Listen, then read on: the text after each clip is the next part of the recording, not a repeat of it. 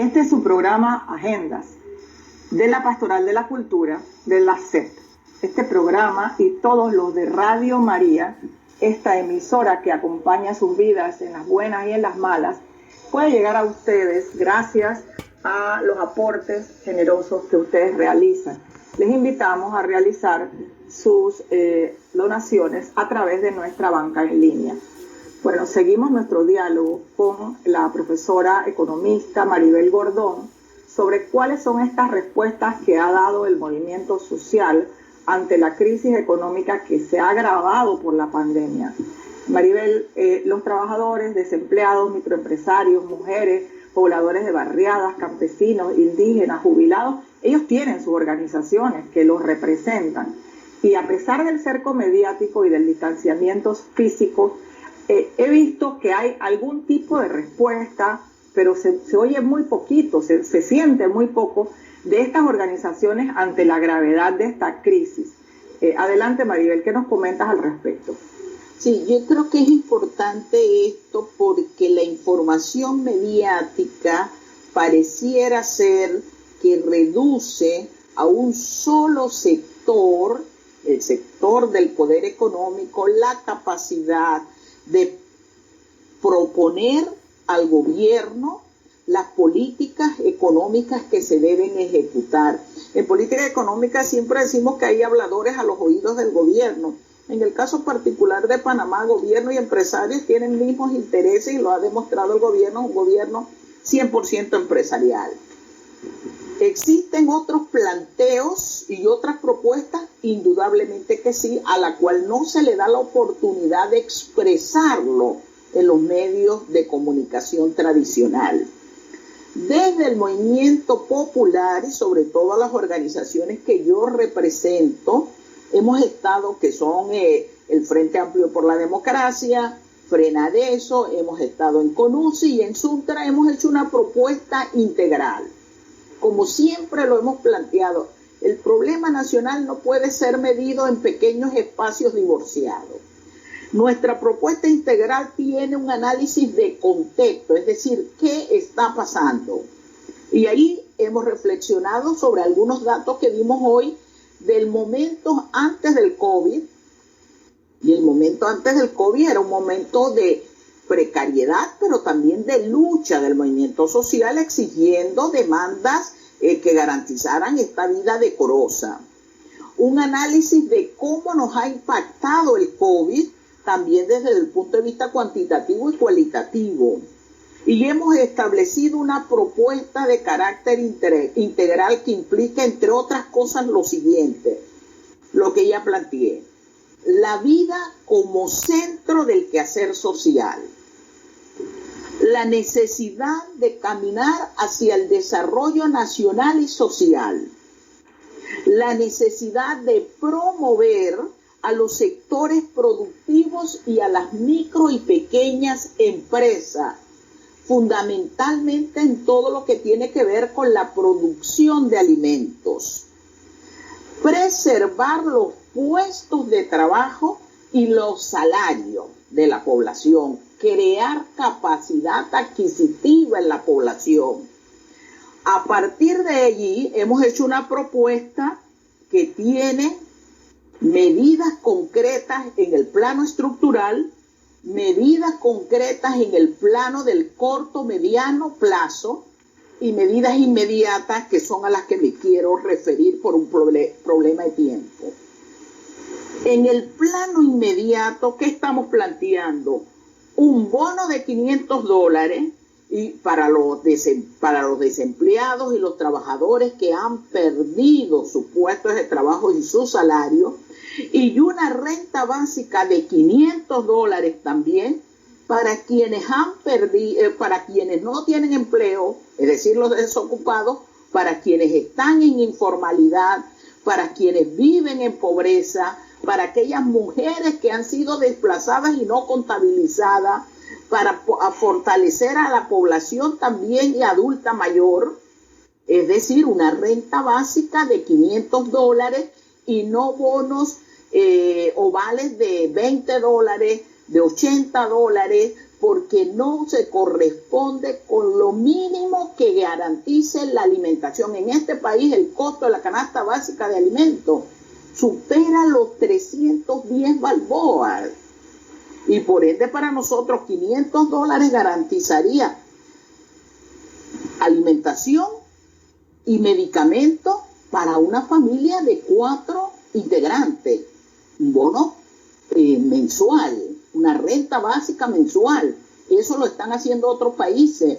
Panamá, con un país de riqueza, con un excedente canalero, con una enorme deuda pública, su prioridad debe ser garantizar a la mayoría de la población ingresos que permitan una cuarentena sin hambre. Segunda medida que hemos estado planteando, el pago retroactivo a quienes fueron desplazados de sus puestos de trabajo y no han recibido nada, o aquellas personas que tienen derecho a esa renta básica y que hasta la fecha no han recibido nada. Y creo que allí el gobierno ha demostrado la ineficacia en las instituciones que tienen que velar por el desarrollo social. Aquí está prevaleciendo una conducta de registros o de data mal estructurada y que se ha visto reflejada en estos momentos. Tercera medida, moratoria real de los intereses, del servicio, de los préstamos. Y que no puede ser de esa que dice, bueno, en diciembre, en estos momentos una relación individual, te sienta el acreedor frente al deudor. ¿Quién tiene capacidad de imponer? Han individualizado el tema y el Estado no ha salido a tener un planteo a pesar de que está trasladando recursos a ese sector. Pero nosotros decimos una moratoria real, pero además con la conciencia que están diciendo que después de diciembre hay que correr a pagar, y ellos mismos están planteando que el nivel de desempleo va a superar el 20% de la población. Entonces tiene que haber una política integral que proteja. Aquí lo que se viene es un conjunto de casas que van a ser poseídas nuevamente por los bancos, automóviles. Entonces, ¿en qué estado de situación? ¿Cuál es la visión de corto, mediano y largo plazo que está teniendo la política pública? Si es que hay política pública para salir de esta crisis que no es solo sanitaria, es económica, es laboral, es institucional, es estructural. Cuarta medida, que los servicios básicos sean garantizados para que la gente pueda resistir el rebote del virus que ha sido causado por la negligencia de las autoridades, la ineficacia. Defensa del empleo, no reducción de salario ni de derechos. Y la OIT ya ha invertido con mucha fuerza sobre este tema. Quinta medida, nosotros tenemos que denunciar la plutocracia que se mantiene, e incluso la mafiocracia que está imperando desde las estructuras institucionales, que está planteando intereses por encima de la salud del pueblo. Y aquí para nadie es un secreto que se lanza el bloque 1 y el bloque 2 sin estar preparado en las medidas de bioseguridad, porque el sector del poder económico solicitaba que se reaperturara, bajo la consigna de que ¿para qué garantizar 100% de la salud de la población si las empresas van a quebrar? Ese es el dilema que estamos enfrentando. Sexta política, y voy terminando en las inmediatas. El Estado tiene que asumir el tema de la caja del seguro social. Ellos crearon el problema, hoy quieren vender el patrimonio de la caja del seguro social, es decir, descapitalizar la caja, y lo crearon en el 2005, valga la coincidencia, gobierno PRD, hoy gobierno PRD, pero además toda la partidocracia avaló eso al cerrar el programa, el ingreso al programa solidario. Si usted creó el problema, el Estado, así como está llamando a rescatar empresas, a rescatar bancos, La seguridad social es la principal institución que tiene este país. Una institución de seguridad social que implica un orden, un ordenamiento, entre otras cosas, de garantizar redistribución de ingresos. El Estado tiene que resolver ese problema. Acceso a agua potable, reducción de la canasta básica de alimentos que está siendo incrementada y fomentar producción nacional. Así es. Fortalecer a quienes tienen intereses en economía doméstica.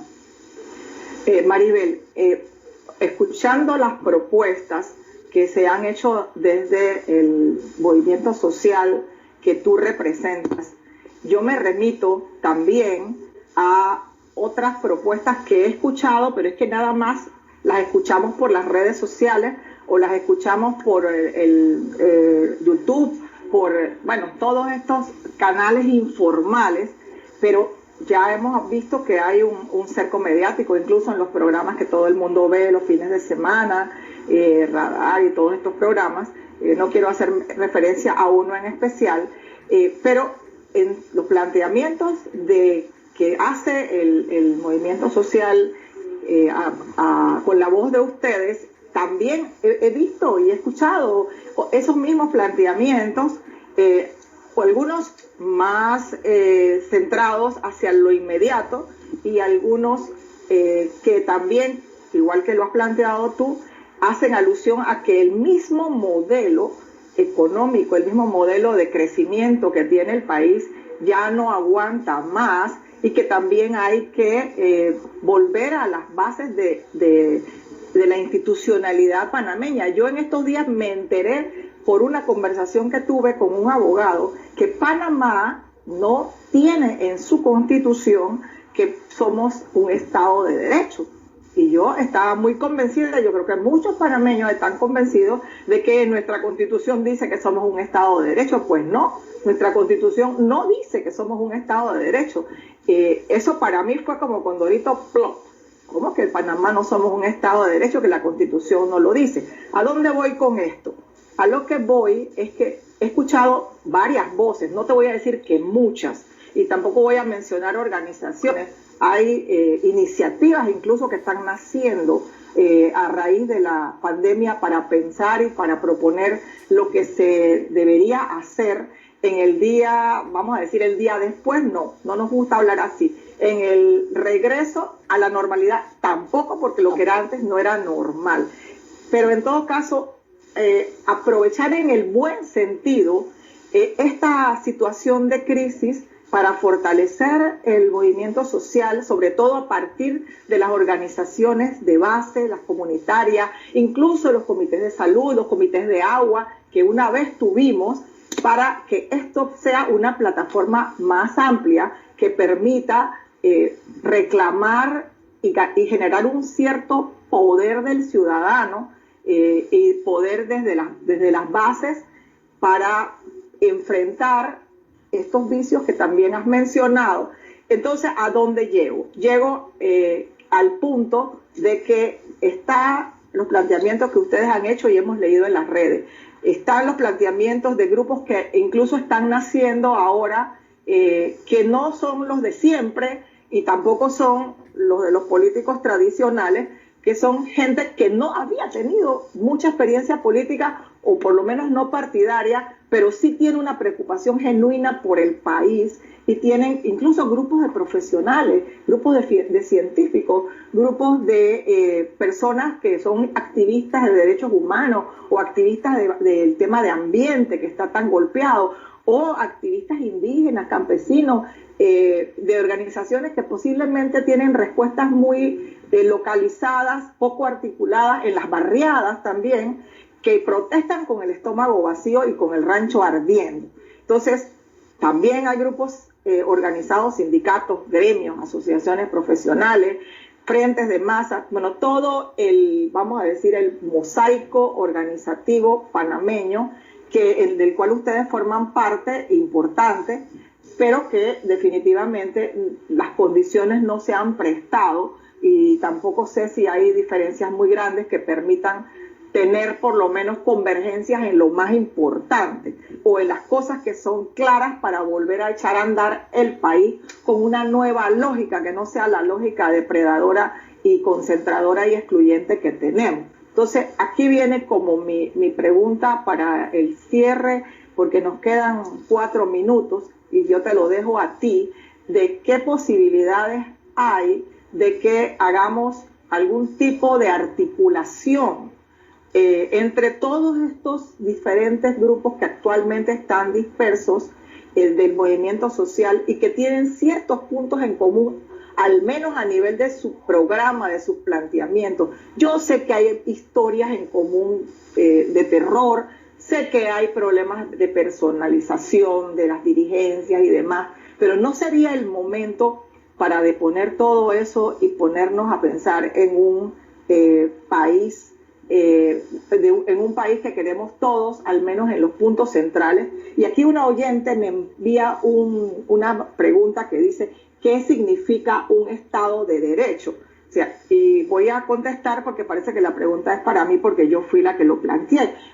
Estamos hablando de un Estado donde se respeten las garantías constitucionales, estamos hablando de un Estado donde el derecho a la vida sea respetado y en un Estado donde la democracia sea no representativa, sino deliberativa. Ya no te quito más la palabra, Maribel, y quería solo responder esa pregunta. Te doy la palabra ahora para el cierre. Sí. Sí, yo creo varias cosas importantes. Por ejemplo, en este país hay 263,000 jubilados que se le está diciendo, mira, no hay dinero para pagarles de aquí a diciembre. Por eso estamos planteando que el Estado debe rescatarlo, pero por eso también planteamos la necesidad de esa concientización del problema, la necesidad de organizarnos y la necesidad de movilizarnos, que es parte de nuestro planteamiento. Eso es una forma legítima de defensa de los derechos, y en el mundo las reivindicaciones alcanzadas han sido producto de la lucha, nada ha sido dádiva, nada se nos ha dado. Aquí no hay ni un Estado democrático ni un Estado de derecho, que no implica que la Constitución los tenga o no los tenga, porque por ejemplo aquí se habla del derecho al agua, el derecho a la salud, el derecho a la educación, y somos dignatarios de un conjunto de acuerdos y convenios internacionales, pero es una Constitución que responde a los intereses de los grupos del poder económico, y por eso una de nuestras propuestas que seguimos insistiendo es constituyente originaria autoconvocada para estructurar una sociedad con justicia y equidad social. En este momento se requiere un cambio de modelo. El neoliberalismo fracasó, así lo reconocen incluso los organismos internacionales. Y en ese cambio de modelo sí hay que constituir una fuerza unitaria que presente esa otra visión. La tenemos. Hay algunos esfuerzos, pero yo sí quiero llamar la atención sobre algo. Y es que en medio de la crisis, grupos que han estado avalando todas las políticas, hoy se quieren presentar con una careta de un esquema distinto, cuando ellos históricamente su conducta ha sido avalar las políticas económicas neoliberales, y se presentan hoy como independientes, se presentan hoy como que tienen la verdad en sus manos, pero que no han hecho ninguna propuesta ni se han manifestado en ninguno de los casos a favor de las mayorías. La unidad es difícil, pero no imposible. Existen algunos esfuerzos del movimiento social de coordinación, precisamente de discusión de todos estos temas y de planteamiento de estos temas. Y tenemos propuestas. A mí me gustaría, como hacen un programa en los medios de comunicación televisivos, donde llevan a toda la estructura empresarial, llevan a la estructura del movimiento social a presentar nuestras propuestas, o llévennos a un debate con esos otros grupos, pero a eso no se atreve porque nos quieren imponer una lectura única, mediática, y cuando eso es cuestionado y falla, crean sus articulaciones, ya se preparan frente a una clase política de los partidos tradicionales, de un conjunto de organizaciones que han creado para avalar y empujar las políticas gubernamentales, hoy cuestionada por la mayoría de la población. Ya quieren reencaucharse a partir de esquemas planteados en la década del 80 y que, como bien vivimos en los 90, nunca estuvieron para resolver las necesidades fundamentales de la población. Llamamos a organizarnos, a concientizarnos y a movilizarnos.